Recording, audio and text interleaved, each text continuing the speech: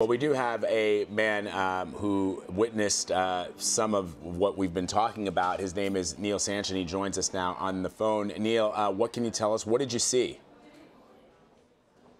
So my wife had looked over after we heard the shots. We were nearby the cathedral just moments before this happened, and there was a lot of police in the area, of course, but a lot of tourists as well, and we're, of course, two of them. We spent a lot of time in that area. There were definitely armed military people there, but also just police officers, and we had been right next to a large group of police just moments before this happened, and we had just crossed the street and we heard the shots. So, Neal, there were two shots. Mm-hmm. Sorry, continue. I was just wondering. There were two shots. There's a bit of a delay here, obviously, right.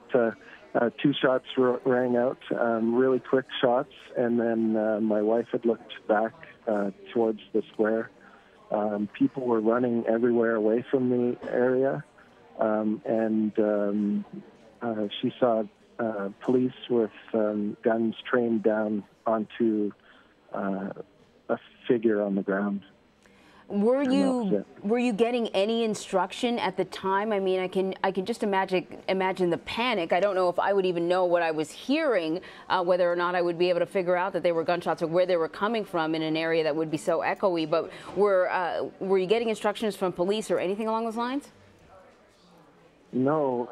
At the time the shots rang out, we didn't know what they were at first, but the direction was very clear. It was definitely from in front of the church, and there's a large square there where people were lined up to enter the church to view it, right?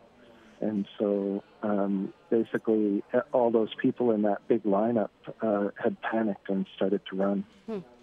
They ran towards the metro stations and to the surrounding streets. But it was sort of clear almost immediately that that was all that there would be. It was kind of like it was over very quickly, and people just fled the area. Neal, describe for us. There wasn't any instruction. Describe for us and I just want to, before I ask that question, I just want to again update our viewers. I'm getting tweets from the Paris police as we are speaking, and I'm getting notices on my phone.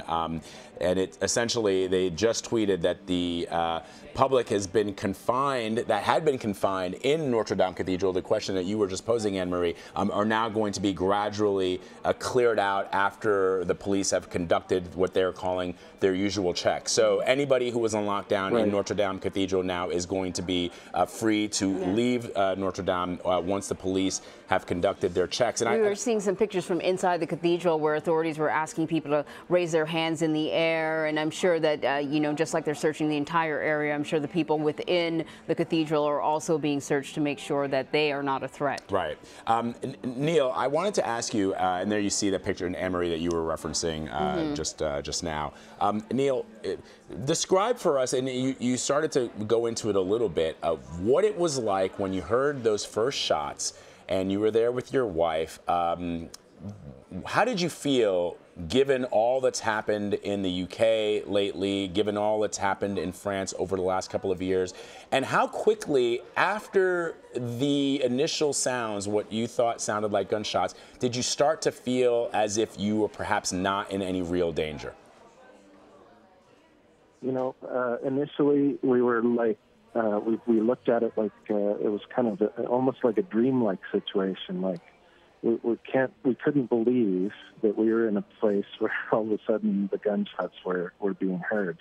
You know, that we were so close to it, and people were running away very quickly. But there was nothing. There was no follow-up to it. There was just two very brief shots, and then nothing else after that except for the sounds of the crowds leaving.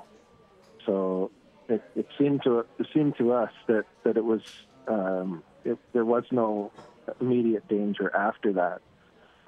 My wife wanted to stay longer, but I talked her out of it. I figured that was a bad idea. Yeah, you're a good man, Neal. I was going to ask you. I know you're visiting from Canada on vacation. How has up until now? How has your visit been? And have you felt safe? Have you noticed an increased police presence in the city? There's police everywhere. Basically, you cannot get into the square around the Eiffel Tower without your bags being searched. That's different than 10 years ago when I went here. Every museum that we've been to has had, scanners. It's very different in Paris as opposed to 10 years ago. Things were a lot more free. So they've been on high alert here for quite some time. It's very interesting to see it. I don't feel unsafe, but it's certainly a different level of fear that's going on here since the attacks in Paris. Yeah. All right, Neal, stand by just one moment. I want to go back to Elaine Cobb, our CBS News reporter, who is also there in Paris. Elaine, you have some new information.